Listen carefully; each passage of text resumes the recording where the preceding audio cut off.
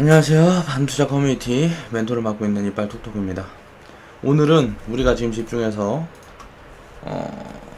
매집을 하고 있는 그 시장이 코스닥 시장이죠. 보면은 코스피 시장과 코스닥 시장이 있는데 코스피 시장은 어떻게 보면 추세 매매를 해야 되는 시장이고, 코스닥 시장은 장기적으로 이제 성장을 크게 할 수 있는 기업을 먼저 발굴을 해서 우리는 길게 올해 평생 보유할 수 있는 그런 작은 기업들을 찾아내는 그런 작업을 할 수 있는 가장 좋은 시장이라고 저는 생각을 합니다. 그렇기 때문에 코스닥 시장에 집중을 해야 되고, 이제 코스닥 시장의 흐름이 안 좋을 때는 이제 대형주를 가지고, 코스피 시장이 좋을 때는 이제 추세 매매를 해야 되겠죠.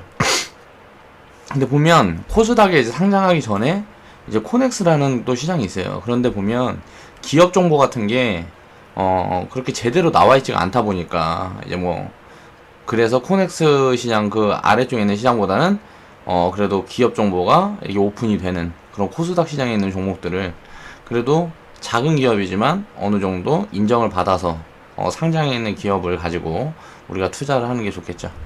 여기에 보면 한국의 대기업은 이제 많이 망할지 모른다 라는 이야기를 써놨어요.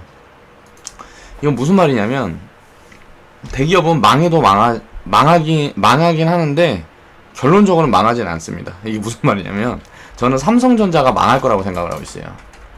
망할 거다. 근데 삼성전자가 망할 건데 이건 이제 휴대폰 사업부가 망하겠죠. 보면은 지금 이미 중국한테 잠식을 당했어요. 그리고 이 휴대폰 사업, 어떻게 보면 이걸로 먹고 사는 게 삼성전자니까, 뭐 가전제품 팔아갖고는 이렇게 큰 덩치를 유지를 할 수가 없단 말이에요. 그러니까 휴대폰을 팔아갖고 먹고 사는 게 삼성전자인데, 지금 애플이나 삼성 같은, 애플 같은 경우도 여기저기에 투자를 많이 하고 있죠. 왜? 휴대폰 사업은 이제 끝났다는 걸 알고 있는 거예요. 중국에 넘겨줄 준비를 하고 있는 거다. 휴대폰 사업은 중국에 넘겨줄 준비를 하고 있다.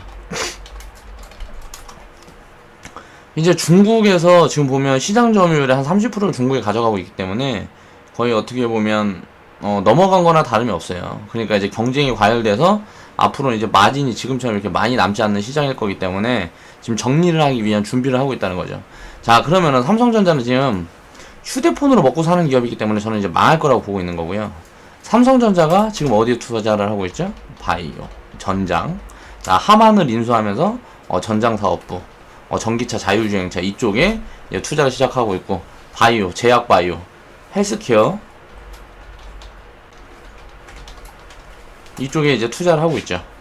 그리고 이제 전장 산업에 이제 투자를 하고 있고요. 전기, 자율주행차.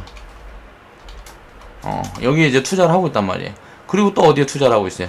아무튼 4차 산업이 껴있는 거는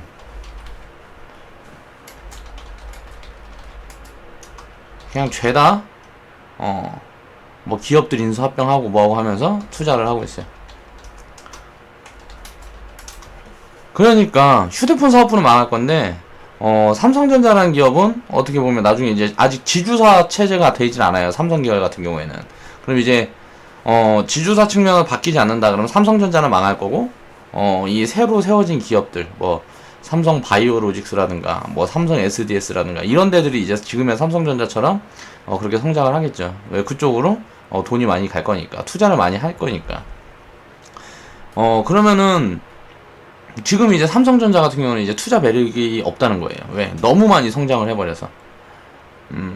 이제 지금 휴대폰이라든가 뭐 지금 보면은 그쪽 사업은 저는 이제 끝났다고 생각을 해요.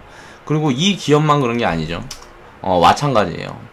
이제 현대차, 이제 뭐 기아차 같은 경우도 보면은 이번에 전기차, 자율주행차 모멘텀을 만났기 때문에 저는 굉장히 업황이 안 좋은 상황에서 살아날 수 있을 거라고 생각을 하는 거지.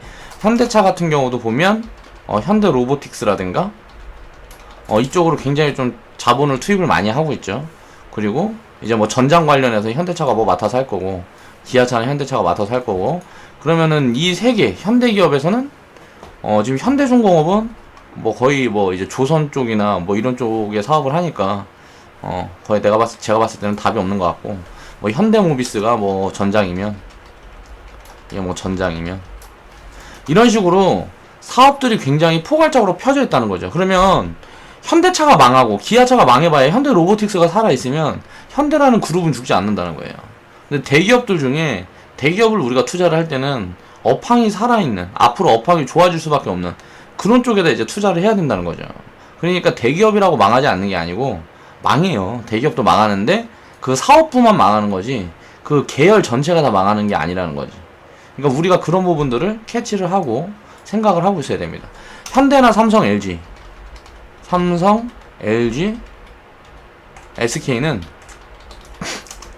망하기가 어려워요. 그런데 이제 저는 이제 보면은 롯데 같은 경우는 거의 다 먹는 거 뭐 이런 쪽 사업만 하고 있잖아요. 그러니까 이런 부분들은 이제 아마존 같이 굉장히 유통 부분에서 거대해지는 공룡 같은 데가 이제 침범을 하거나 하게 되면 위험할 수도 있다라는 생각을 해요. 이런 유통사업부 같은 경우에는. 그러니까 그런 부분들을 우리가 생각을 하고 그쪽에는 웬만하면 투자를 피해야 되겠다는 거예요. 우리가 과거에 이제 매매를 했던 종목 중에 현대백화점, 신세계 굉장히 저평가돼 있고 뭐하고 해갖고 매매를 했었어요. 그리고 우리가 실질적으로 들어가 있는 그 시점에서 뭐 30% 40%까지 상승하는 구간이 나왔고 근데 우리도 뭐 누적 수익률 해갖고 10%에서 한 20% 30% 그 정도 누적 수익률 만들어 놨지만 깔끔하게 포트에서 지워버렸어요. 그냥 수익 챙긴 거 그동안 챙긴 것만 하고 이제 다시는 매매를 하고 있지 않단 말이에요. 이 기업들은 왜 그러냐 보면 이게 유통주라 그래요. 이때 제가 이제 아마존에 대한 거를 제가 관심을 많이 두고 아마존이 하는 사업이라든가 이런 부분들을 제가 지금 많이 보고 있는데 그런 걸 살펴보면 이 중에 이 유통 섹터 중에 아마존이 사업을 하는 것처럼 그런 사업을 벤치마킹해서 해나가는 기업이 거의 독과점 구조로 갈 거란 말이에요. 그쪽에서 이제 치킨 게임을 하고 거기에서 이제 살아남을 수 있는 기업을 우리는 찾아야 돼. 그렇기 때문에 이제 쳐다보지 말라는 거야. 현대차, 기아차는 왜 얘기를 하냐면 우리나라는 지금 뭐 자동차는 독점이에요. 한국 자동차 독점. 현대, 기아차 말고는 한국에는 자동차 회사가 없어요. 그러니까 어쩔 수 없이 국가에서도 그쪽을 밀어줄 수밖에 없어요. 자동차 산업을 버릴 게 아니면. 그런데 전기차라든가 자율주행차 이쪽 시장이 너무 크기 때문에 이쪽 산업을 버릴 수가 없다는 거죠. 조선은 버려도 자동차는 살려야 돼요. 그럼 답이 나오잖아요. 이제 우리가 투자해야 될 기업들이 어딘지. 대기업들은 답이 나온다고. 삼성 SDS, 현대로보틱스. 물론 지금 뭐 산다는 게 아니라 현대로보틱스도 그냥 보고만 있지 이게 뭐 순환 출자 구조라든가 이들이 이제 뭐라 그래야지 지주로 사로 변환한다든가 뭐 이런 부분들에 대한 무언가가 마무리가 되었을 때 이제 지금보다 많이 올라가더라도 더 오래 기다려서 3년 5년을 기다리더라도 좋은 자리가 만들어 줄 때 그때 진입을 해야지. 지금은 사실 좀 애매해요. 이게 진입을 하기가 상장한 지 얼마 안 됐고 그래서 삼성 SDS는 좋죠. 지금부터 이제 모아가도 좋아요. 삼성 SDS는. 그리고 이렇게 딱 보면 딱 답이 나온다는 거예요. 그 삼성전자는 이제 뭐 삼성 SDS, 현대로보틱스, SK는 모르겠어요. 사실 SK는 그룹이 좋은데 제가 별로 친하진 않아. 그래갖고 분석을 제대로 안 했고 LG 같은 경우는 다 좋아. 제가 봤을 때는 이노텍만 빼고 다 좋아요. LG, 뭐 LG전자. 물론 자리를 봐가지고 이렇게 진입을 해야 되겠지만 LG 디스플레이 뭐 다 좋단 말이야. LG 쪽은. 이거를 LG전자가 뭐 10% 상승했을 때 있죠. 그 한 2주 전부터 제가 얘기를 했었어요. LG전자 괜찮다. 어디까지 내려오면 진입할 거다. 그냥 가면 말고. 근데 그냥 가버렸으니까 망한 거고. LG 디스플레이는 매매를 하고 있어요. 매매를 하고 있는데 좀 더 내려올 것 같아서 비중 확대는 안 하고 있고. 그럼 대기업은 우리 이것만 보면 돼요. 이거랑 뭐 보면 된다? SK텔레콤 통신, 그리고 KT, LGU 플러스. 근데 LGU 플러스하고 텔레콤은 지금 많이 올라간 구간이다. 매력이 별로 떨어진다. 그럼 대형주에서는 KT 하나만 보면 되는 거야. 그럼 대형주는 이제 코스피 시장으로 돌아갈 때는 우리가 대형주는 뭐 투자해야 되는지 답이 나왔잖아요. 자동차는 기아차, 현대차, 그리고 뭐 대형 부품주들 있겠죠. 그리고 삼성 SDS. LG화학도 너무 많이 올라가서 애매해요. 그러니까 뭐 LG그룹주, 그리고 뭐 현대로보틱스. 여기 다 나오잖아. 자, 로보트, LG그룹주에는 뭐 IT하고 뭐 전장사업부 뭐 이쪽부터 해서 여러 가지가 들어가 있죠. 그리고 삼성 SDS. 자동차는 기아차, 현대차. 이거면 끝이라고. 더 이상 이제 뭐 코스피에서는 살 수 있는 종목들이 많이 없어요. 모멘텀을 갖고 있는 종목들이 많이 없단 말이야. 셀트리온 너무 비싸요. 한미약품도 너무 비싸. 제약바이오는 제가 봤을 때 지금은 슈팅이 그렇게 오래 갈 수는 없다고 생각을 합니다. 거의 뭐 테마성으로 움직여서 좀 가긴 가더라도 그렇게 크게 많이 갈 수는 없다고 생각해요. 그러니까 우리가 10년을 보고 투자를 한다 그러면 대기업은 여기에 그냥 이거밖에 없어요. 우리가 사고 뭐 매매를 하고 할 게 많이 없다는 거야. 우리 코스피에서 대형주 같은 경우는. 그럼 이것만 보고 이제 코스닥에서는 굉장히 성장할 수 있는 지금 기술력 있는 기업들이 많이 있단 말이에요. 그리고 바닥에 있는 종목들이 진짜 발에 채여요. 이게 너무 싸. 그냥 갖다 팔아도 지금 시총 이상을 받을 수 있을 것 같은 기업들이 진짜 발에 채이기 때문에 그런 쪽에 지금은 집중을 해서 우리는 코스닥 매매를 해야 된다는 거고. 최근에 보면 코스닥 시장이 굉장히 좋은데 세 달 뭐 5달 전부터 계속 얘기했어요. 이제 코스피가 꼭지 잡고 내려오는 순간 이제 코스피가 간다. 그때를 위해서 우린 준비해야 된다. 우리 준비를 하고 있다. 그리고 나서 지금 이제 그동안 우리가 준비해놨던 게 이제 수학을 시작하려고 꿈틀꿈틀 대고 있단 말이에요. 이게 수학을 시작하는 시점엔 우리 회원분들은 수익이 굉장히 많이 나오겠죠. 그런 부분들이 이제 앞으로 점점 지금 저번주 한 2주 전부터 지금 보이고 있죠. 손실폭을 거의 다 메웠어요. 지금 있던 부분들을 거의 다 메우고 뭐하고 했는데 우리 회원분들은 지수가 원래 내려갈 때는 지수가 내려간다 그래갖고 손 놓고 있으면 안 돼요. 뭐 팔아놓고 현금만 갖고 있어라. 이거 내려갈 때 바닥을 잡은 시점에서 더 내려갈 수가 있죠. 근데 그 부분은 정확히 포지션을 신이 아니면 잡을 수가 없기 때문에 지금 무조건 싼데 많이 왔다. 그러고 나서 이런저런 시스템에서 지금 담아야 된다. 지표나 뭐 이런 것들이 보이면 배팅을 해야 돼요. 그렇게 해서 우리는 배팅을 해놓은 상황이고 그 구간에서 이제 북한 악재가 터지면서 더 내려왔죠. 조금 더 내려왔는데 그냥 버텨야 되는 거야. 그건 어쩔 수 없는 거야. 우리가 다 담았는데 더 내려왔다. 그럼 버텨야지. 그냥 버텨갖고 지금 이제 머리를 들고 있잖아요. 이게 이제 본격적으로 상승을 시작하면 이제 수익으로 증명을 해주겠죠. 그래서 코스닥에 집중을 해야 되고 지금 우리가 이제 커뮤니티 시작한 지 지금 이제 9월 초니까 8월까지로 잡으면 6개월 됐어요. 6개월. 6개월 됐기 때문에 앞으로 남은 6개월 안에 계좌 수익률을 빵빵하게 만들 수 있을 거다라고 생각을 합니다. 그러니까 그런 구간이 앞으로 보이고 투자는 처음에 시작하면 1년, 2년이 힘들어요. 왜? 매집을 해야 되기 때문에. 매집해놓은 게 없으면 수익이 많이 나질 않아. 그래서 그렇게 매집을 해놓고 1, 2년, 2년이 지나가게 되면 복리를 입으면서 이제 그 다음부터는 성장 속도가 엄청나게 빨라져요. 그런 부분들을 확인할 수 있는 시기가 이제 머지 않았다라고 생각을 합니다. 근데 그런 부분들이 이제 확인이 되고 하게 되면 이제 우리는 커뮤니티를 이제 법인화하고 함께 이런 사업을 시작을 하면 되겠죠. 그런 데이터가 모아져 있어야 마케팅 자료로 이용을 할 수가 있을 거 아니에요. 그런 부분에 대한 준비를 하고 있다는 걸 말씀을 드리면서 지금부터 이제 좀 자세히 살펴보겠습니다. 자, 코스닥 월봉 차트예요. 그간의 움직임을 우리가 한번 살펴보자는 거예요. 이걸 이제 살펴보면 2008년도 이렇게 바닥을 찍었던 이 시기가 2008년 금융위기예요. 이때가 이제 진바닥이었어요. 진바닥이었는데 코스피 같은 경우는 이렇게 상승을 해버렸죠. 근데 코스닥은 가지 못했어. 코스피는 요만큼 갔는데 코스닥은 요만큼만 가고 요만큼 기어버렸단 말이에요. 그러면 코스피랑 코스닥이랑 똑같이 이렇게 기는 기간은 똑같은데 가는 기간 1년이 줄었어요. 그러면 이제 이 기능 구간이 끝나면 갈 때는 이제 코스닥이 가는 거예요. 그래서 코스닥이 이렇게 만들어줬을 때, 상승을 만들어줬을 때가 언제냐면 2015년도에 제약바이오 1000%, 2000% 막 그냥 제약바이오 이름 들어간 거 그냥 다 갔어요. 다 날라갔어요. 뭐 안 간 게 없어. 100% 이하로 간 게 없다고. 진짜 무슨 뭐 망해가는 기업 아니면은 100% 이하 간 게 없어요. 그렇게 해서 조금 제대로 된 놈 잡았으면 1000%, 2000%는 다 먹을 수 있는 그 구간이었어요. 이게 길지도 않아요. 7개월, 1년, 뭐 1년 한 6개월? 1년 6개월 동안 제약바이오가 바닥에서 1000%, 2000%가 슈팅이 나왔다고.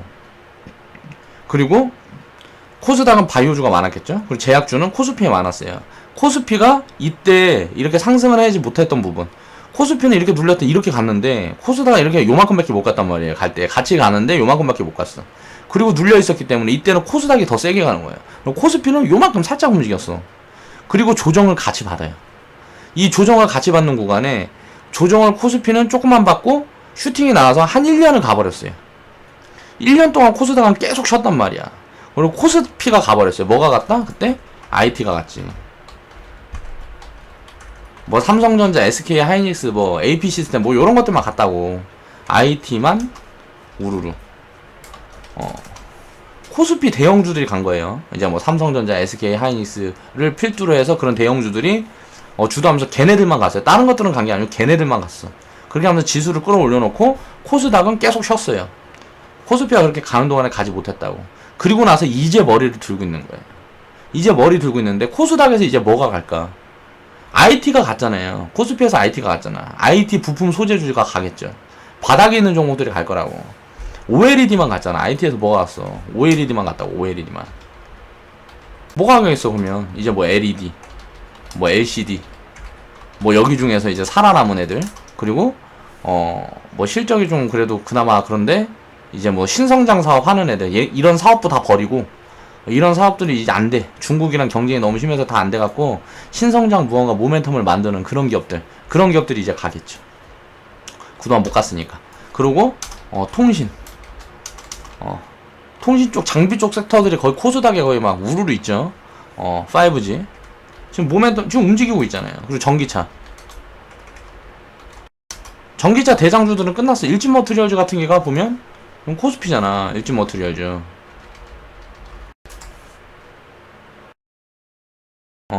코스피가 가니까 일진머트리얼즈 같은 게 먼저 간 거란 말이에요. 그러면 이제 코스닥에 있는 전기차, 코스닥, 뭐 이제 전기차 관련, 뭐 부품주, 뭐 이런저런 게 가겠죠. 그런 것들이 지금 상승을 만들면서 코스닥에 있는 자동차 관련 섹터는 다 움직일 거란 말이에요.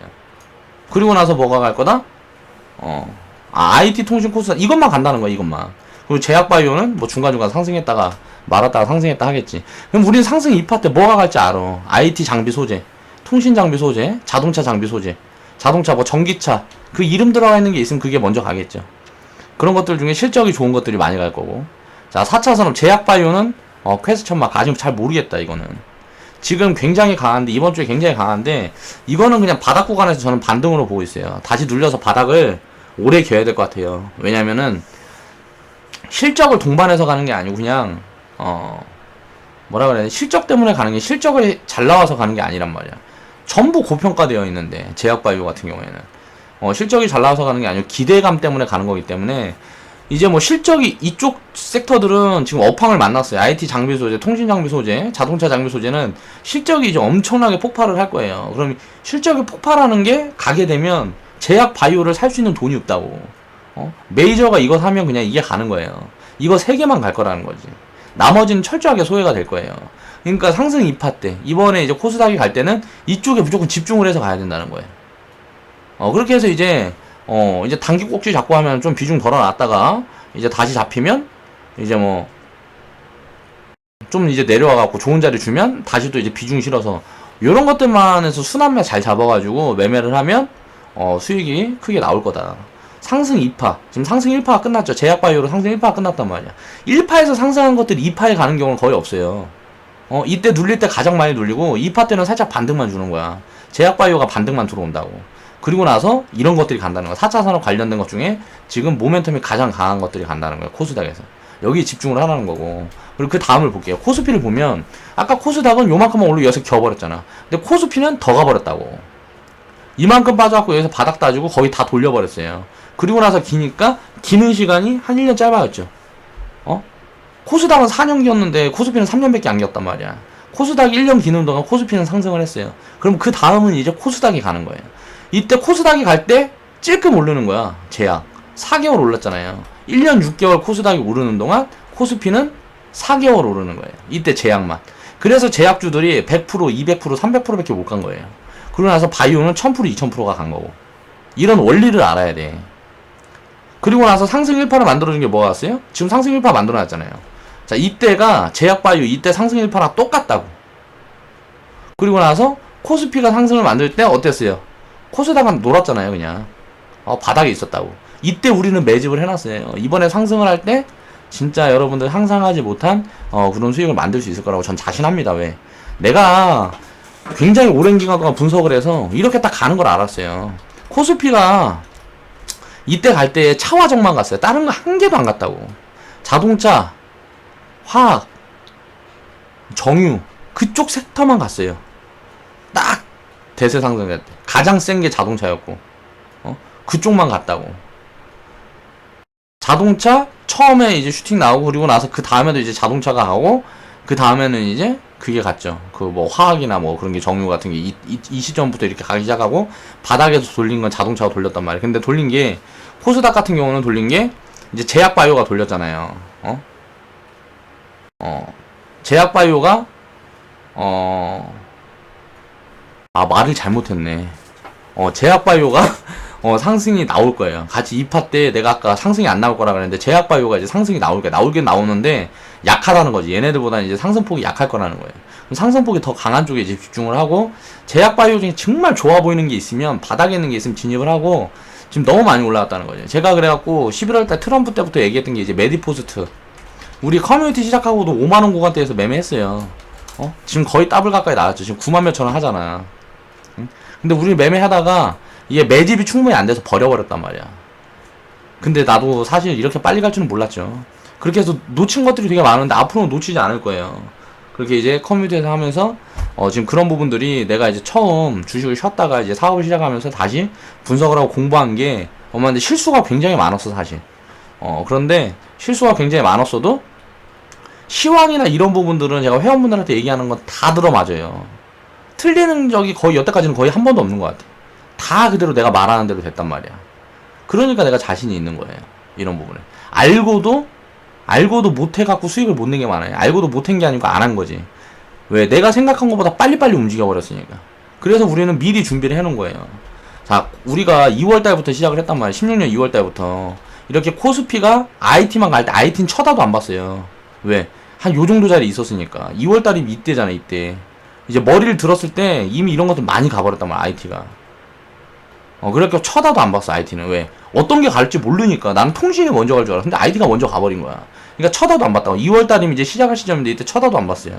IT를 놓쳤죠. 그리고 전기차. 그 다음에 전기차가 갔는데 2차 전지들이 이제 머리 들 때 전기차들은 계속 보고 있었어. 보고 있었는데 이제 진입을 못하가지고. 왜? 완전 바닥 구간이 아니었기 때문에.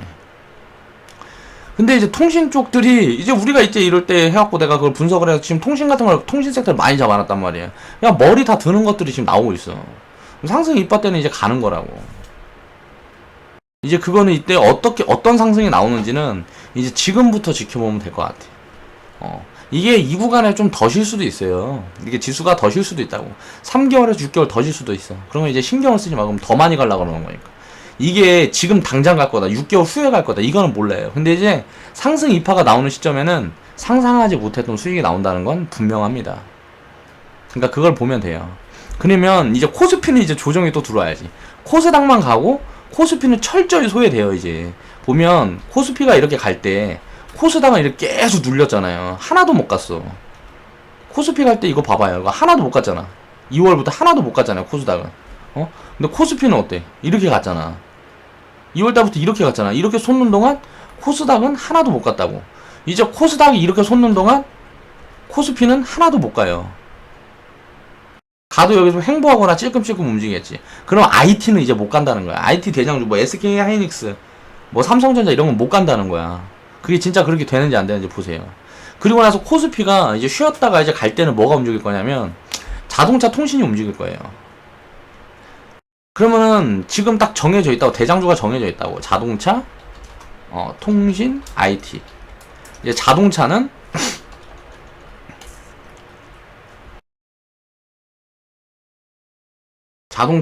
전기차, 전기, 자율. 전기차, 자율주행차. 요게 가는 거고, 이제 통신 같은 경우는 그냥 5G. 뭐 여기 관련되고 가겠죠. 통신 3사가 가겠죠. 뭐 몇 개 없으니까 3개밖에 없잖아. 통신 기업은 코스피에서. IT는 뭐가 가겠어요? 뭐 이제 삼성전자, SK 하이닉스, 그리고 LG, 뭐 이런 것들, LG 디스플레이, 뭐 이런 것들이 가요. 이제 이런 것들이 가는데, 이제 이 조정이 끝나고 가야 되기 때문에 굉장히 좀 오래 걸리. 그리고 이제 IT가 약하고 통신이나 자동차가 세게 올라간다는 거예요. 자동차가 이제 바닥을 잡았고, 이제 통신은 바닥에서 돌려놨어요. 그러니까 통신이 먼저 가겠지, 2차 상승 때는. 그리고 이제 세 번째 상승 때 자동차가 제대로 시세를 낼 거예요. 그럼 이게 상승 1파, 엘리어트 파동 저번에 설명드렸던 거예요. 상승 1파가 나오고 조정 2파가 나오고 그 다음에 갈 땐 통신이 가죠. 그리고 그 다음에 조정이 나오고 그 다음에 갈 땐 자동차가 더 세게 가요. 그럼 우리는 어떻게 해야 되겠어? 통신이 갈 때 통신에서 수익을 많이 내갖고 이걸 자동차를 매집을 해놓는 거야. 그리고 나서 자동차가 이제 상승 5파 되면 그때는 이제 폭락장이 이제 기다리고 있어요. 그런 폭락장이 오게 되면 언제가 될지 모르지. 이제 아마 제가 생각했을 때는 4차 산업 모멘텀이 끝나는 시점에 그런 이제 폭락장, 버블이 많이 낄 거니까 투자를 많이 하면, 그러면 그 시점에 우리는 굉장히 많이 현금을 만들고 금을 이제 어마어마하게 사놓고, 예, 뭐 폭락장 시작되면 이제 땅값도 많이 빠지고 할 거니, 땅값이고 뭐고 많이 빠지고 할 거니까 그럼 물질 자산 쪽으로 자산을 좀 이동한 다음에 주식 투자를 일정 금 가지고만 이제 하면서 기다리는 거죠. 다시 이렇게 폭락장이 나온 다음에 이렇게 돌리는 구간을, 그렇게 해서 이렇게 바닥이 잡혔을 때 또 이제 갖고 있던 실물 자산들 팔아서 여기다 진입을 하는 거예요. 주식 투자는 이렇게 하는 거예요. 지금 그러면 시점이 왔어요. 굉장히 좋은 시점이 왔다는 거야. 그러니까 이제 지금은 주식 투자에 굉장히 집중을 해야 되는 시기다. 이런 부분을 알아야 되고, 지금 우리가 보유한 통신 섹터들 지금 시세가 폭발하고 있죠. 폭발하는 기업들이 이제 슬금슬금 나오고 있어요. 우리 적립계좌에 있는 종목들, 그런 종목들이 나중에 수익을 얼마나 만들어주고 지금 구간이 얼마나 바닥이었는지, 이런 것들이 시간이 지나면 다 이제 결과적으로 보여질 거다. 자, 보면 지수 차트는 후행 지표예요. 이제 경제 상황을 한눈에 살펴볼 수 있는 중요한 데이터다. 왜? 그때 상황을 내가 알고 있으면 이걸 대입을 해보면 왜 이렇게 주가가 올라갔고, 왜 이렇게 쉬었고, 이때 왜 이런 모습이 나왔고, 이제 상승이 어느 정도, 이런 부분들을 다 이제 기본적인 분석이랑 입혀보면 다 답이 나와요. 예, 코스닥이 이렇게 쉴 때는 1년을 왜 코스피보다 더 쉬었을까? 모멘텀이 없었다. 코스피는 이제 뭐 자동차라든가 이런 게 실적이 나오면서 모멘텀이 있었는데, 코스닥은 이제 모멘텀이 없었다. 그러니까 1년을 더 빨리 쉬게 되고 더 오래 쉬게 된 거예요. 그 다음에는 이제 코스피보다 코스닥이 더 싼 거야. 1년은 더 빨리 쉬어버렸으니까 코스닥이 더 싸. 그러니까 이제 코스닥 쪽으로 매기가 붙고, 요것들이 이제 다 올라갔으니까 이제 모멘텀이 없네? 그러고 나서 이제 모멘텀을 찾아서 다시 코스피 쪽으로 가서 이제 대형주 중에 삼성전자, SK하이닉스가 지수를 들어 올린 거죠.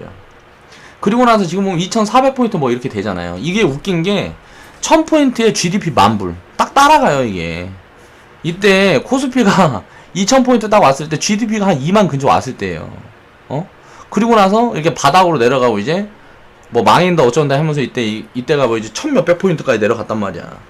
그리고 나서 2008년 뭐 금융위기 터지고 나서 이제 올라가서 이렇게 쉬고, 지금 갈라 그러는 게 뭐냐면 우리나라가 이제 지금 GDP가 3만으로 가고 있어요. 한국 GDP가 이제 3만으로 가고 있다고. 그러면은 포인트가 어떻게 올 거예요? 3000포인트 가야 될 거 아니야. 4000포인트는 그럼 언제 갈까? 4차 산업이 어느 정도 이제 인프라가 갖춰지고 뭐하고 하면 우리나라 GDP가 이제 4만 뭐 이렇게 넘어가겠죠. 그때 되면 4차 산업 미피고 뭐고 하면 4천 가는 거예요. 그러니까 GDP가 지금 2만에서 3만까지 올라오는데 되게 오래 걸렸어요, 이게. 성장을 못해서 우리나라가. 근데 지금 전 세계가 이제 디스플레이션, 그런 시장에서 이제 뭐 금리는 계속 바닥이고 누가 투자를 안 하는 거야. 뭐 그런 시장이 이제 지나가고 이제 인플레이션이 다시 오게 돼요. 지금 인플레이션이 오고 있단 말이야.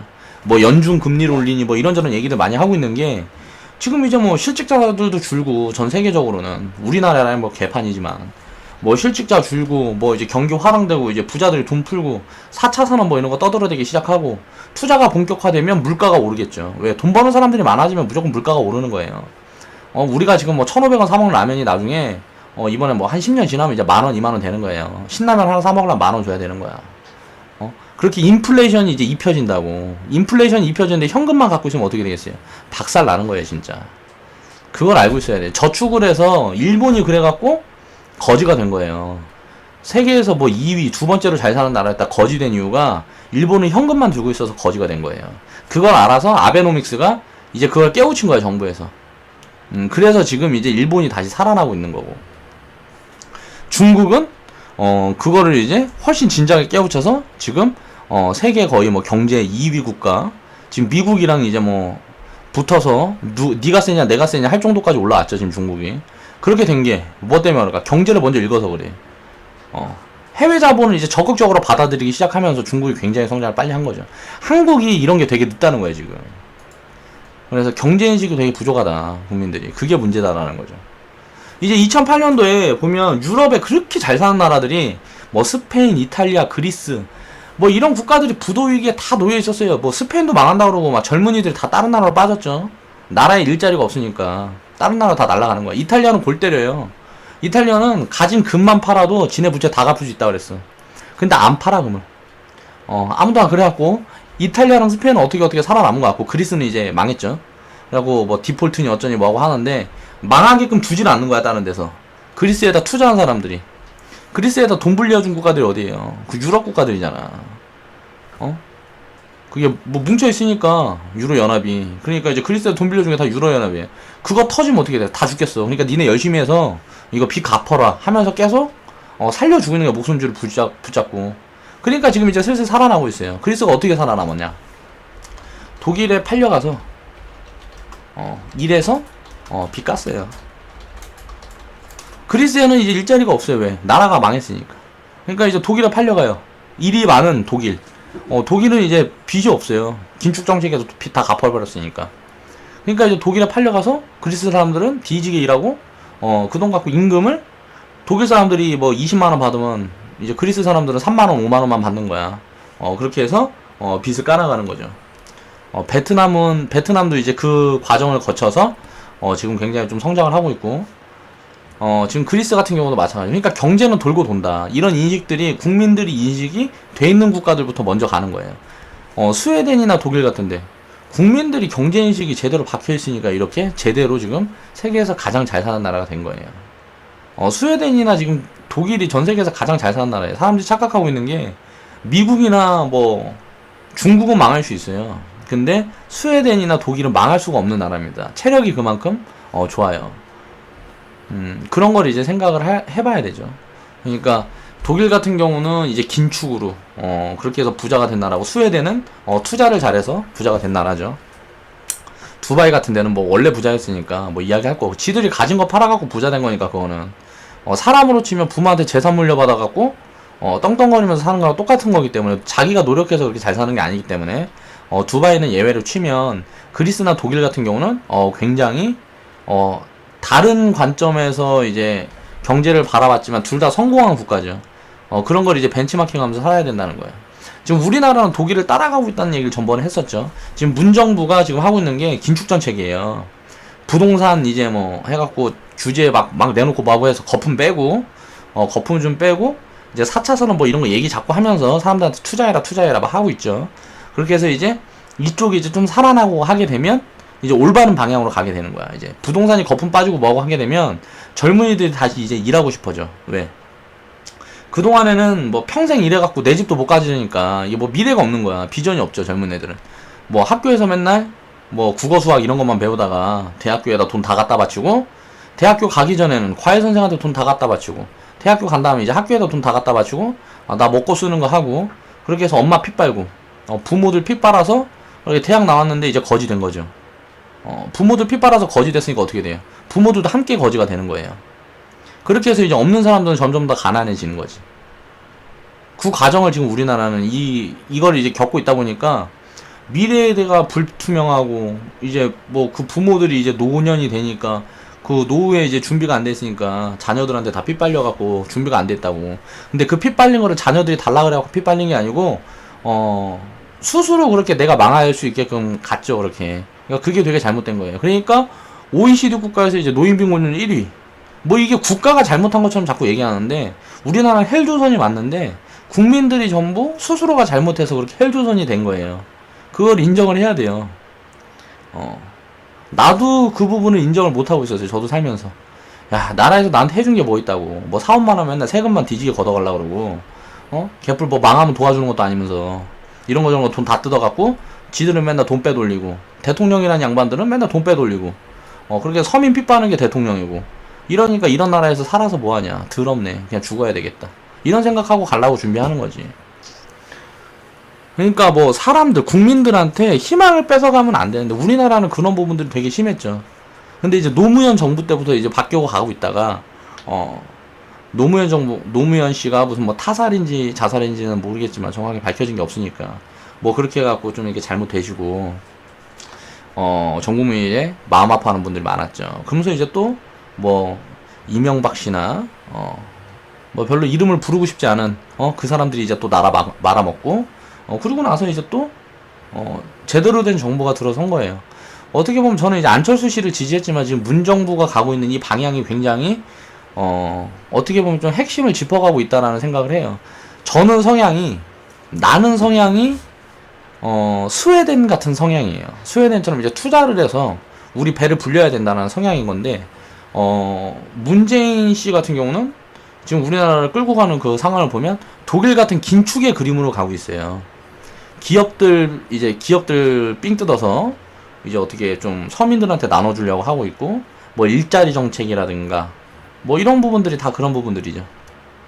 그래갖고 인플레이션은 최대한 지금 누를 수 있는 대로 누르고 일단 우리가 쥐고 있는 거품부터 덜어내자. 그렇게 해서 이제 부동산 잡으려고 노력을 하고 있는 거고.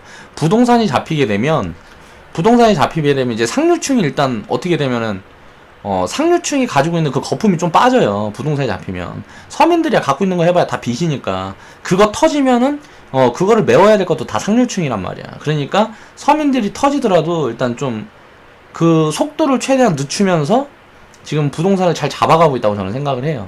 그러니까 이런 부분들이 어느 정도 이제 효과를 거두게 되면 우리나라 이제 독일과 같이 빚이 없는 국가가 될 수가 있는 거죠. 그러니까 이런 걸 생각을 해봐야 된다.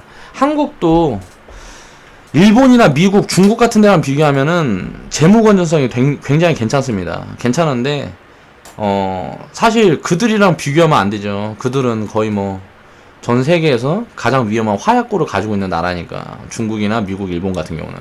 그러니까 경제 위기가 만약에 전 세계적으로 경제 위기가 다시 온다 그러면 그들이 가장 큰 타격을 볼 거예요. 그러니까 그들을 생각하는 게 아니고 독일이나 스웨덴처럼 그렇게 우리 스스로가 튼튼한 국가를 만들어야 된다는 거지. 근데 그렇게 될 수 있을 것 같아요. 이제 한국은 또 민족성이, 모르겠어. 한국의 민족성은, 별로 그렇게 좋게 생각하지는 않지만, 아무튼 그래요. 그렇다. 또 이제 이야기를 하다 보니까 또 산으로 넘어갔어요. 오늘은 좀 덜 피곤해서, 이런저런 얘기를 많이 하는 것 같네.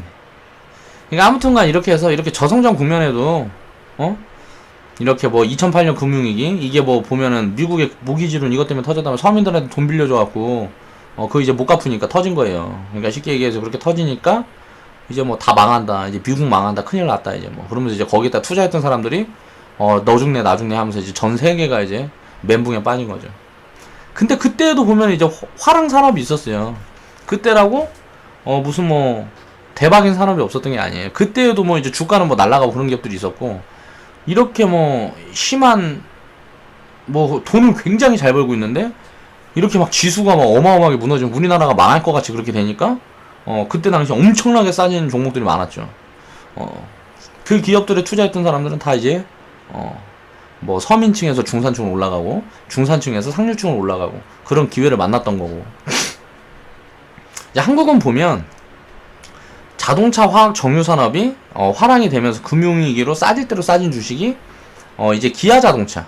기아차도 망했어요. 망한 기업이 있어요. 그래서 이제 현대차에 매각이 된 거잖아. 그러면서 이제 정상화를 하고 빚을 다 갚아주고 현대에서 빚을 다 갚아주고 제대로 굴려갖고 기아차가 이제 성장을 그때부터 하게 된 거죠. 그렇게 하다 보니까 1500% 이상의 주가 상승을 가져왔다. 현대는 기아에다 투자를 해서 엄청나게 더 공룡이었는데 더 큰 공룡이 될 수 있는 기회를 만든 거죠. 기아 자동차 꿀꺽해서 그렇게 된 거고. 그 다음에 이제 2015년에 보면 이제 뭐 셀트리온, 한미약품 이게 이제 부합 받으면서 이제 바이오가 이제 날아가기 시작한 거예요. 셀트리온이 이제 뭐 보면은 완전 개잡주였는데 갑자기 뭔가 내놓으면서 이제 뭐가 터졌어요. 이게 신약 뭐 이런 게 뭐가 터져갖고 대박 나고 한미약품 같은 데서 뭐가 터지고 하니까 2015년도에 이제 대박이 난 거예요. 제약바이오. 왜 제약 대장들이 가니까 그 밑에 이것저것 임상 같은 거 준비하고 있는 데가 야 얘네도 셀트리온처럼 될 수 있겠다 하면서 이제 전체 시장에 다 거품을 만들어 간 거지. 바이오 거품이 이때 만들어진 거예요. 뭐 이제 화장품 뭐 그렇게 된 거지. 그렇게 하면서 화장품과 이제 뭐 제가 바이오와 화장품 뭐 이렇게 하면서 이제 뭐 그렇게 호소의 거품이 됐고 근데 이제 묻지마 투자로 코스닥 바이오 기업들이 이제 거품이 확대가 됐었다가 한 번에 꺼져버리면서 이제 폭망한 거죠. 그렇게 하고 이제 바이오에 이제 돈이 몰려있다가 바이오에서 돈이 빠지니까 어떻게 돼요? 그 다음에 바이오만 가고 딴 것들은 다 눌려있으니까 엄청 싸졌을 거 아니에요. 기업은 성장하고 있는데 주가가 못 가. 그러면 상대적으로 엄청 싸지게 되잖아요.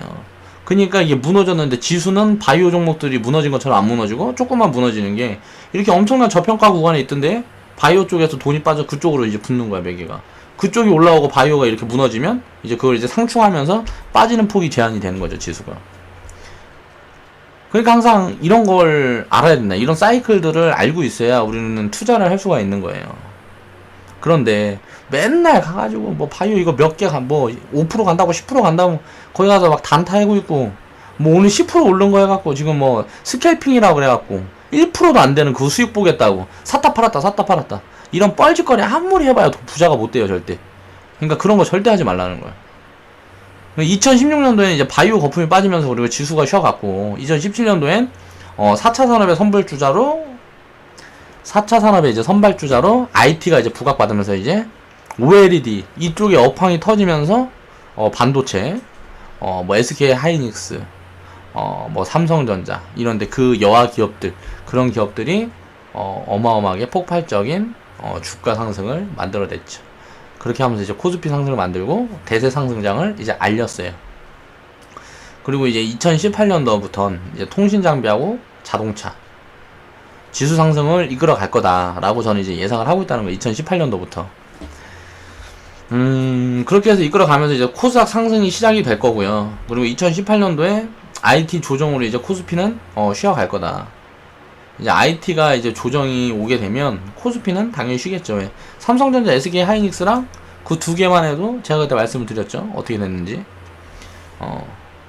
그리고 2019년도에는 이제 코스닥도 이렇게 해서 상승을 많이 만들어 왔으니까 함께 쉬어갈 수도 있고, 아니면 통신 자동차가 지수를 견인하면서 한 해 더 상승해서 2년 연속으로 이렇게 상승할 수도 있고, 만약에 중간에 지금 전 세계적으로 보면 부동산이 아직도 거품이 심해요. 전 세계적으로 심하기 때문에 그 부분이 만약에 문제가 된다 그러면 대외학자가 한번 터질 수 있습니다. 그렇게 해서 2008년도 금융위기 같은 그런 상황이 올 수가 있어요. 만약 그런 상황이 오게 되면 당연히 지수는 이제 무너지겠죠. 근데 그런 상황이 오게 되면 먼저 이제 그런 것들이 감지가 되기 때문에 2008년도에 다 경험해봤어요. 이제 뭐 다 그런 부분들이 미리 감지가 돼요. 그런 게 감지가 되면 그때는 이제 뭐 수익이고 뭐 필요 없어. 일단 빠져나와야 돼. 그렇게 해서 빠져나오고 금사고 뭐 그런 거 해야죠. 그러니까 그렇게 되게 되면 그런 상황이 올 수도 있고 안 올 수도 있지만 오게 된다 그러면 그런 시점을 포착해서 우리는 자본을 회수를 하면 된다. 그러니까 걱정할 게 없다는 거예요. 나중에 다 보면 아니까. 자, 보세요. 제가 이런 거 다 짚어내잖아. 어떻게 될 거고 뭐 이런 걸 다 짚어내잖아요, 제가. 이런 걸 짚어내는데 이렇게 업황을 잘 알고 지금 우리 회원분들은 제가 그동안 했던 얘기들이 진짜 그렇게 다 간다 라는 걸 알잖아. 그런 걸 경험을 했잖아, 6개월 동안. 물론 사람이기 때문에 실수는 하지만 그런 부분들은 이제 개선해서 우리는 시스템이 더 단단해졌고 더 좋아졌고 그리고 나서 과거에 내가 했던 실수 이상을 제가 이제 뭐 언급한 부분이라든가 그런 부분들이 맞아 들어가는 것들을 이제 눈으로 확인을 하고 경험을 직접 해봤잖아요. 그러니까 이런 상황도 내가 짚어낼 수 있다고 얘기를 하니까 그런 상황을 어떻게 짚어내는지 그 상황이 왔을 때 이제 함께 경험을 해보시면 또 되겠죠. 자, 주식은 부자들이 하는 상품이 아니에요, 사실. 서민들이 필수적으로 저축을 위해서 해야 되는 투자 상품이라고 보시면 돼요. 그러니까 주식은 서민들이 저축을 해야 되는 상품인데 부자들만 주식시장에서 자산을 불리고 또 불리고 또 불리고 하다 보니까 부의 양극화가 심해지는 거야. 있는 사람들은 더 있게 되고 없는 사람들은 얻게 되고. 주식이라는 건 경제와 거의 똑같습니다. 주식시장에서 경제가 만들어져요. 기업의 주식시장으로 사람들이 투자를 하고 그 투자금으로 기업들이 사업을 해서 기업이 성장을 하면 투자자들한테 자연히 그 수익이 나눠지는 그런 구조를 가진 게 주식시장이죠. 근데 우리가 사업을 하는데 하루 만에 일주일 만에 무슨 성과를 만들어낼 수는 없잖아요. 근데 맨 보면은 서민들은 단타만 하고 서민들이 그렇게 단타만 하다 보니까 기관들도 단기적인 수익을 만들어주지 못하면 사람들이 돈을 맡기질 않아. 그러다 보니까 열을 올려요. 단기적인 수익률에만 열을 올려. 그러니까 경제 자체가 잘못되어 있다는 거죠. 그러면서 이제 외국인들 같은 경우에는 뭐 제대로 된 투자를 우리나라보다 똑같았어요. 미국도 뭐 1970년도 80년도에는 우리나라랑 똑같았단 말이야. 우리나라 사람들이 생각하고 있는 이 인식이랑 똑같았어. 왜? 사는 게 지금 우리나라가 사는 요만큼밖에 못 살았거든. 그렇다 보니까 그 사람들은 다 경험을 했으니까 우리나라 시장이 얼마나 큰 성장 잠재력을 가지고 있는지 알고 있잖아요. 전쟁만 나지 않는다 그러면. 그러니까 우리나라 시장은 굉장히 매력적이라는 거죠. 그 사람들한테. 우리가 베트남 시장을 매력적으로 보고 그렇게 하는 것처럼, 베트남이나 무슨 뭐 중국, 인도 시장을 매력적으로 보는 것처럼, 이제 뭐 유럽인들이 봤을 때, 뭐 외국인들이 봤을 때 한국 시장은 신흥국이기 때문에 굉장히 매력적이라는 거예요. 그러면은 이제 자기네 나라는 이제 물가고 뭐가 다 비싸니까 경쟁이 안 돼. 그러니까 그 돈을 가지고 자기네 나라에 사업을 하는 게 아니고 우리가 사업을 할 수 있게 투자를 우리나라에 해주는 거예요, 외국에서. 그렇게 해서 수익이 되는 돈들은 그들이 다 빼가고, 우리는 뭐 기업들이 이만큼 성장을 했는데 한국인들은 계속 가난하고, 경제인식이 바닥이면 그냥 헬조선은 평생 이어져야 돼요. 우리나라는 경제 식민지를 벗어날 수가 없다. 서민들이 이걸 깨달아야 돼. 내가 나가서 일만 열심히 한다고 부자가 될 수가 없어요, 절대. 불가능합니다, 그거는. 자본주의 사회에서는 돈이라는 거를 굴리지를 않으면 절대 부자가 될 수가 없어요. 그런 부분을 빨리 깨우쳐서 그 굴리는 방법에 대한 공부를 해야 돼요. 얼마나 좋아, 주식 투자는. 딱 생각해봐도 5,000원, 1,000원으로도 할 수 있는 게 주식 투자예요. 그걸로도 시작을 할 수 있는 게 주식 투자라고. 단돈 10,000원 가지고 시작을 할 수 있는 게 주식 투자예요.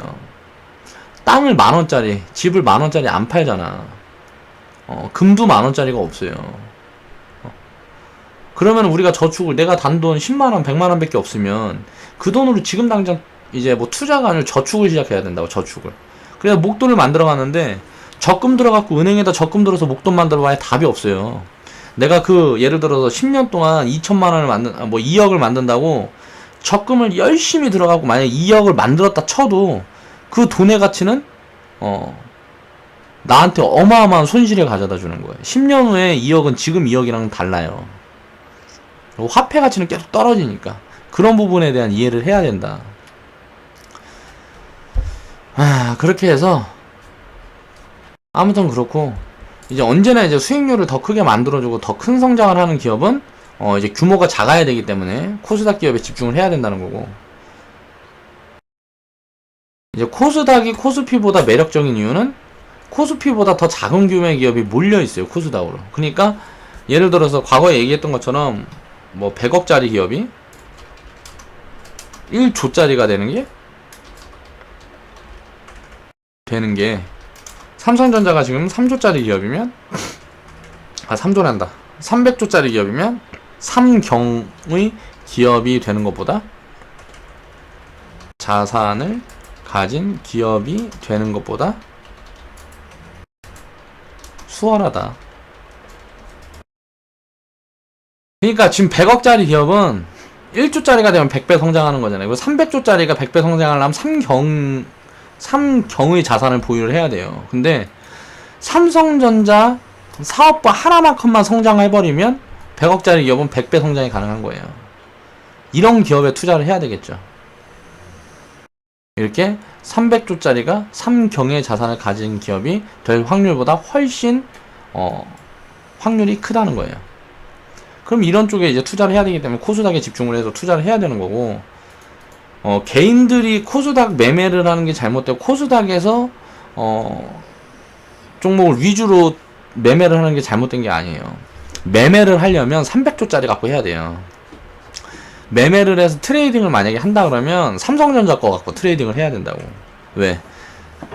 예를 들어서 작은 기업들은 예를 들어 1,000억짜리 기업이 있는데 시총이 1,000억이야. 그냥 뭐 한 200억, 300억만 가지면 그냥 주가 맘대로 만져버릴 수가 있어요, 내가. 내 맘대로 만져버릴 수가 있다고. 주가를. 근데, 예를 들어서, 삼성전자를 내가 맘대로 만질 수가 있을까, 이거? 어느 정도 자본이 들어야 삼성전자를 맘대로 만질 수가 없다고. 그러면 이게 딱 보이잖아. 업황 좋고 뭐하고 딱 하면, 딱 차트 같은 거나 뭐 이런 거 봐도 그냥, 삼성전자 같은 경우는 제가 보면, 삼성전자나 뭐 이런 기업들은 거의 매매를 하면 손절 잡아놓고 매매한다 그래 99% 맞출 자신 있어요. 99%. 99% 이게 위로 갈 거다 아래로 갈 거다, 이게 뭐 일주일치 이런 거 단기적인 거는 맞출 자신 있어. 대외 악재 같은 거 터져갖고 내가 생각했던 거 다른 방향으로 가면 잘라내야지. 뭐 이렇게 갖고 매매하면 거의 한 99% 너무 좀 심한가? 그래 95%만 하자. 100번 하면 한 5번 틀리고 95번은 먹을 수 있는 이런 걸로 단타를 해야지. 단타를 하려고 그러면 삼성전자 같은 걸로 해야 된다고. 단타는 투자를 코스닥으로 하는 거예요. 그러니까 잘못됐죠. 거꾸로 됐죠. 단타를 코스닥으로 매매하면 어떻게 될까요? 수급이나 뭐로 딱 보여버려요. 그냥 딱 보면 이게 좀 움직이고 뭐하고 하는데, 아 얘네들 들어온다, 뉴스가 또 터졌는데 딱 막 뭐가 들어온다, 그럼 딱 들어온다 보니 많이 갖고 있는 사람이 그냥 때려갖고 팔아버리는 거예요. 왜? 막 20%씩 가버려요. 삼성전자 같은 건 20%씩 못 가잖아요 절대. 주가를 맘대로 흔들어 버릴 수가 있다고. 예를 들어 뭐 시총이 시총이 뭐 1000억짜리 기업인데 내가 오늘 만약에 매도를 해갖고 내가 주가를 좀 빼야 되겠어. 매도를 딱 때려갖고 한 30억 때려버리면 그냥 하한가 가버립니다 진짜. 시총 1000억짜리 기업은 30억 때려갖고 안되면 한 100억 더 때려버리면 되지. 그럼 하한가 간다고. 그리고 밑에서 받아버려야 된다고요. 세력들이 만질 수 있는 기업이기 때문에 절대 규모가 작은 기업들은 단타를 하는 게 아니에요. 단타는 확률이 떨어져요. 제가 생각했을 때 많이 맞춰봐야 70% 80% 단타 확률이 떨어진다고. 근데 이제 몰빵 투자를 해야 되기 때문에 단타를 하면 비중을 잘라서 하고 뭐하고 하면 규모가 좀 크면 그런데, 규모가 작으면 이제 뭐 몰빵 투자를 해야 되잖아요 결국은. 그러면 단타 하면 왜 한 종목밖에 못 보고 있으니까 종목 보고 있어봐야 한 3개나 5개 보는 거지 뭐.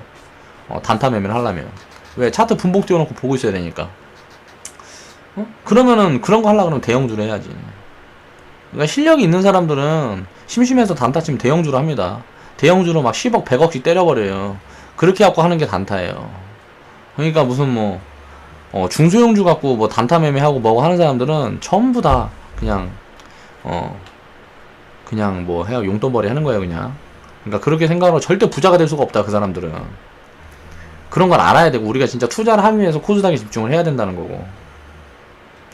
코스닥 기업에 이제 투자를 해서 집중적으로 투자를 해서 이 코스닥에 투자했던 기업이 대형 기업이 되면 이거를 최대한 오래, 이제 완전 작은 소기업이었는데 이게 대기업이 됐어. 그러면 이제 파는 게 아니고 계속 갖고 가는 거예요. 그거를 계속 갖고 가면 나중에 이제 배당이, 삼성전자 2만원이었는데 지금 배당 얼마예요? 응? 삼성전자가 1%만 배당해도 지금 1%만 배당해도 2만원이잖아. 과거에 삼성전자 20년 전에 예를 들어서 2만원에 산 사람이 있다 그러면 삼성전자 지금 1년에 배당만 받아도 내가 처음에 원금이 나와요. 배당으로 원금이 나와버린다고. 처음에 1000만원 투자했으면 20년 후에 그냥 배당으로 내 원금이 매년 뽑혀요. 그러면 주가는 막 가고. 그럼 어떻게 돼요? 배당 받아서 딴 거 사고 뭐 하면 되잖아. 주가는 그냥 계속 갖고 가고. 그러면 그 돈이 어떻게 줄어들 수가 있겠어요 없겠어요? 계속 늘어나는 거야. 근데 갑자기 지금처럼 삼성전자가 이런 모멘텀이 없다 그러면 이제 정리를 해야 되겠지. 근데 이제 모멘텀을 계속 갖고 있는 상황에서는 끝까지 가는 거예요. 끝까지. 그렇게 생각을 해야 되고, 투자를 그래서 10년 20년 단위로 보고 이제 매매는 섞어가는 거예요. 왜? 물량을 매집하기 위해서. 우리가 지금 1000만원 밖에 없는데 1000만원치 딱 사놓고 기다리면 이건 아니라는 거죠. 50만원씩 해서 20으로 나눠. 그리고 50만원씩 샀다 팔았다면서 수익을 계속 쌓아서 그 종목 가지고 계속 사는 거야. 손절이 없이 그냥 사는 거야. 난 10년 갖고 갈 거니까. 만약 여기서 계속 내려가 버리면 거기서 계속 사요. 문제가 안 생긴다 그러면. 그냥 올라올 때마다 팔고 해가지고 수익을 쌓아서 그 수익만큼은 이제 그냥 내가 평생 갖고 한다고 생각하고 장기 보유한다고 생각하고 세이브로 빼놓는 거야 계속. 그렇게 매집을 하기 위해서 매매는 하는 거다. 우리가 단기적인 수익을 목표로 해서 투기를 하는 게 아니고 죽을 때까지 평생 보유한다는 관점으로의 투자자가 되어야 된다는 거예요. 돈이 필요할 때는 주식을 좀 팔아서 뺐으면 돼요. 그리고 돈이 생기면 다시 저축을 하는 거야. 그 관점으로 우리는 주식 투자를 해야 되는 거지. 주식을 해서 무슨 뭐 생활비 빼고 뭐하고, 그거는 이제 부자들 됐을 때, 내가 자산가 됐을 때 하는 거예요. 뭐 200만원 300만원 갖고 전업 투자해가지고 무슨 어쩌고저쩌고 하면서 책 쓰고 뭐하고 하는 사람들 있죠. 있겠지. 그렇게 할 수 있어요. 그게 불가능하다는 게 아니고, 그거는 엄청난 확률로 운이 또 많이 따라야 가능한 상황이라는 거죠. 200만원 300만원 가지고 예를 들어 한 달에 생활비 아무리 못 써도 200만원 쓸 거 아니에요. 응? 그럼 그거 갖고 매달 100%씩 수익 봐야 되는데 그게 쉽냐고. 나가서 일해서 200만원 버는 게 쉽지. 그러니까 그런 좀 어렵고 힘든 일을 뭐 하려고 해요. 나가서 열심히 일해서 차분히 그냥 50만원, 60만원씩 저축해서, 좀 아끼고 뭐하고 해서, 그렇게 해서 나중에 목돈 만들어지면 자연스럽게 내가 부자가 될 수 있는 길이 열리는데, 그거는 확률이 거의, 뭐 100%예요, 100%. 내가 원래 100%란 말은 잘 쓰지 않는데, 그렇게 저축을 해갖고 모은다 그러면 100%예요, 주식시장에서는. 근데, 뭐 해갖고 내가 뭐 전업 투자 하겠다고 오지랖 떨고 뭐 단타 매매 좀 해보니까 이게 잘 맞아. 근데 확률이 분석해보니까 한 100번 사고 팔아갖고 한 90% 나오는 것 같아. 그러니까 단타 매매 한다 그러다가 이제 뭐 장이 안 좋아지고 뭐하고 하면 확률이 갑자기 90%였는데 막 40% 되고 30% 되고 막 박살 나는 거예요, 그냥. 그러니까 주식은 이거를 투기로 접근을 하면 절대 안 된다. 리스크가 너무 크다. 근데 저축 관점으로 접근을 하면 리스크가 거의 제로에 가깝다라는 걸 이해를 해야 됩니다. 그렇게 해서 이제 복리로 자산 가치를 키울 수 있도록 오래 보유할 수 있는 그런 시스템을 가지고 있어야 되고, 그러니까 오래도록 보유를 하는데 그 오래도록 보유하는 기간 동안 가만히 있으면 안 될 거 아니에요. 지금 가지고 있는 물량보다 더 많은 물량을 확보할 수 있는 시스템, 그러니까 수익을 만들어서 더 많이 그 물량을 확보할 수 있는, 쌀 때 더 많은 물량을 확보할 수 있는 그런 시스템을 가지고 있어야 된다는 거죠. 그리고 크게 성장할 수 있는 기업의 주식을 내가 보유할 수 있는 시스템, 쉽게 말하면 안목이 있어야 되고 기본적인 분석을 할 수 있는 공부가 되어 있어야 되겠죠. 이게 필요하고, 그 시스템을 위해서 이제 분석을 하고 공부를 해서 기술적인 분석법 그리고 심리적인 분석법을 만들고 이걸 이제 활용을 한 다음에 자산 증가 속도를 높이기 위한 그런 노력을 꾸준히 해나가야 된다. 이게 핵심이에요. 그러니까 공부도 하면서 내가 이걸 내 스스로 하고 싶다 그러면, 누군가의 도움을 받지 않고 내 스스로 하고 싶다 그러면 공부를 굉장히 많이 해야 돼요. 그렇게 공부를 하면서 자산도 불릴 수 있는 그런 방법을 위한 노력을 해야 된다는 거죠. 이제 우리가 기준을 잡아보면 평생 보유할 주식의 가능성이 있는 종목들을 추려서 그 주식들을 저축을 해서 보유 규모를 늘리고, 보유할 수 있는 규모가 계속 저축을 하면 늘어날 거 아니에요. 그리고 수익이 쌓이게 되면 그 부분도 당연히 턴이 되겠죠. 이렇게 벌고 저렇게 벌고 이렇게 수익이 생기고 저렇게 수익이 생기고, 나중에 이 투자 수익이 내가 일하는 수익보다 많아지면 이제 많아지게 들어오는 게 한 1년, 2년 확인되면, 이건 진짜 이거 정리하고 차라리 이것만 해갖고 좀 빼서 먹고 쓰고 나머지 계속 자산을 불려갈 수 있다 그러면, 하는 일이 내가 즐겁지 않다 그러면 일을 때려칠 수도 있고, 내가 하고 싶은 일은 해야 되니까 일은 뭐 이런 방면의 것은 이제 뭐 자산가가 된다는 고민을 하는 거다. 개뿔도 없는데 그런 고민 하지 말자라는 이야기 하는 거예요. 그렇게 해서 주식을 저축을 하면서 오래 보유를 하면서 점점 보유 규모를 늘리다 보면 자연스럽게 자산가가 되어 있을 거예요. 그렇게 자산가가 되게 되면 어느 순간부터는 내가 절대 이 자산을 잃어버리지 않을 수 있는 그런 무너질 수 없는 그릇도 가지게 된다.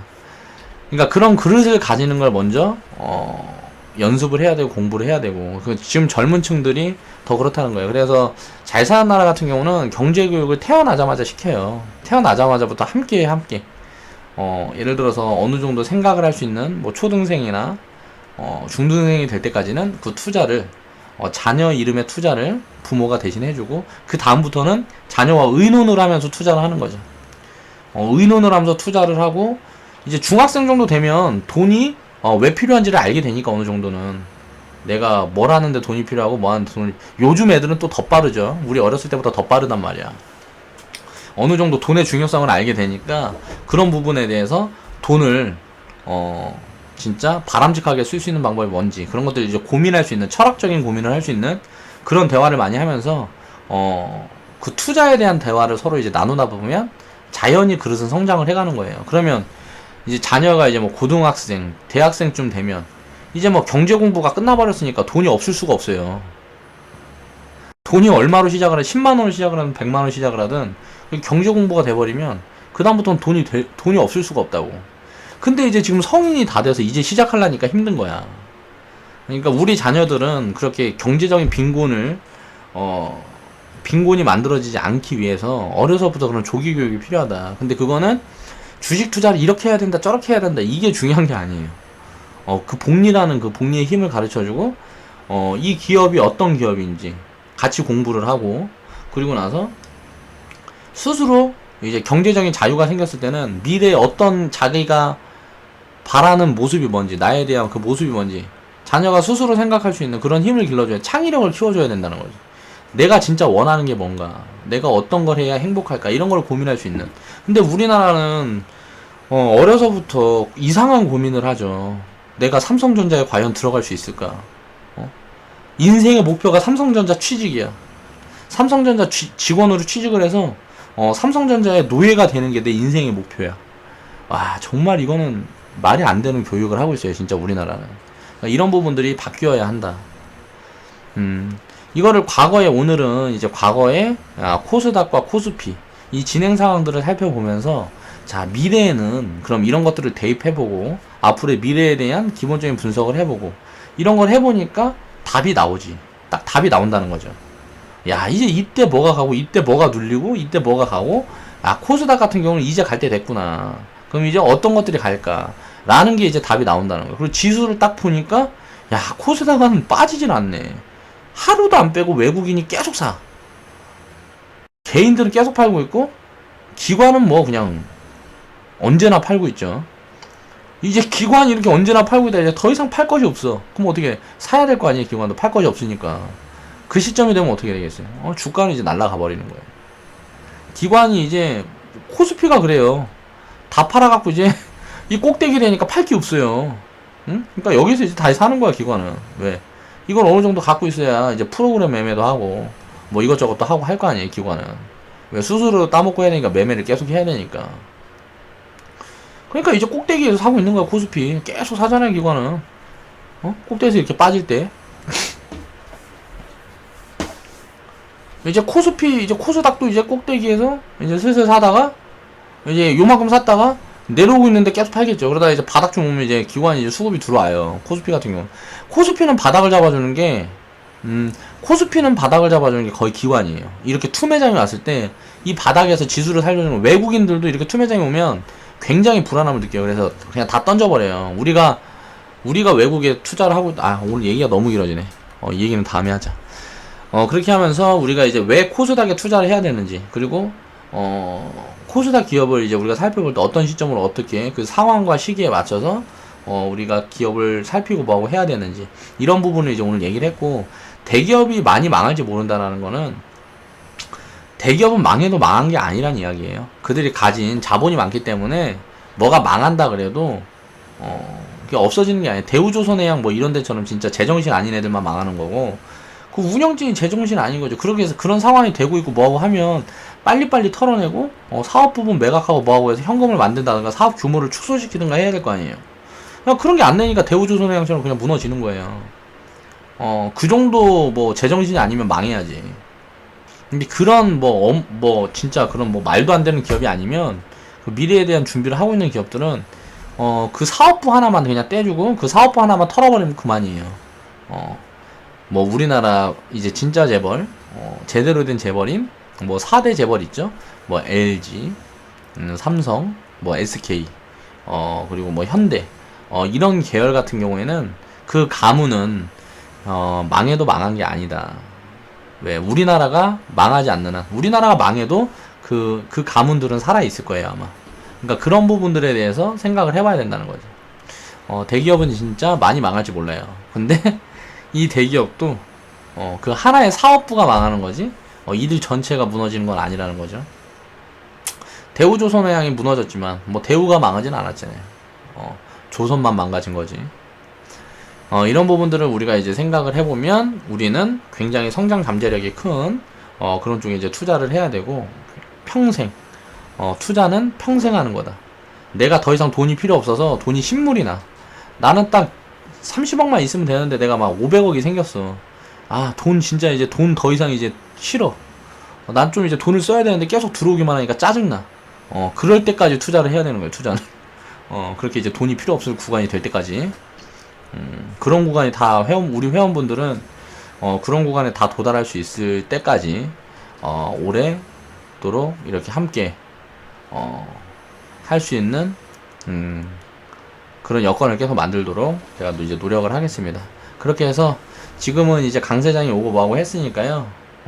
이제 이렇게 강세장이 왔을 때 수익을 최대한 뽑아내서 수익을 좀 이렇게 쌓아놓고, 그 다음에는 이제 다시 조정장이 오는 시기에는 이제 편하게 대응을 할 수 있는 그런 준비를 해보겠습니다. 자, 오늘 영상은 조금 산으로 가는 이야기가 많다 보니까 그렇게 막 여기저기로 많이 새다 보니까 이야기가 많이 길어졌어요.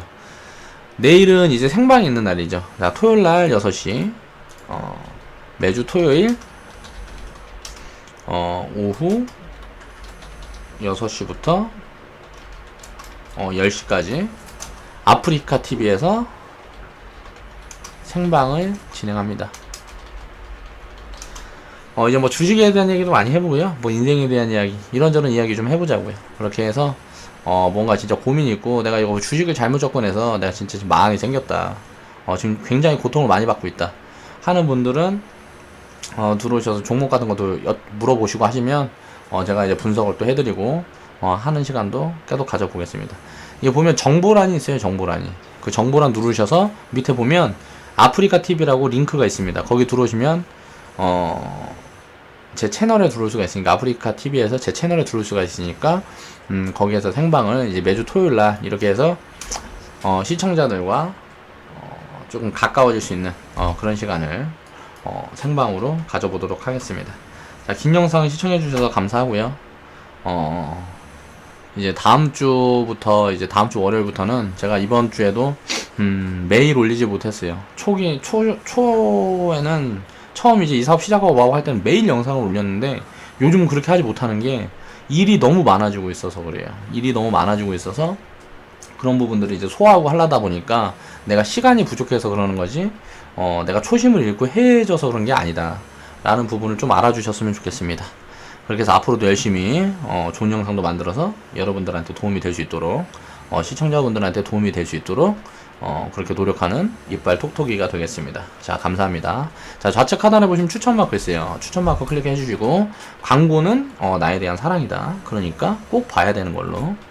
광고를 좀 많이 입히고 뭐하고 하는데, 여러분들이 그 시청자분들이 그 광고를 보는 시간보다 제가 이 영상을 하나 준비하고 이렇게 떠드는 시간이 훨씬 길죠. 그리고 굉장히 많은 노력이 들어가고, 또 엄청난 정보가 여기 들어가 있어요. 이런 거를 공짜로 받아 먹으려고 그러면, 그건 진짜, 도둑놈이나 다름없어. 그러니까 내가 도둑놈이 아니라면, 광고는, 보는 거라는 거죠. 광고 시청 좀 부탁드릴게요. 자, 그럼 오늘 영상은 이만 마무리 하겠습니다. 긴 영상 시청해주셔서 다시 한번 감사드립니다. 자, 월요일날 뵐게요. 토요일날, 내일 생방에서 뵙겠습니다.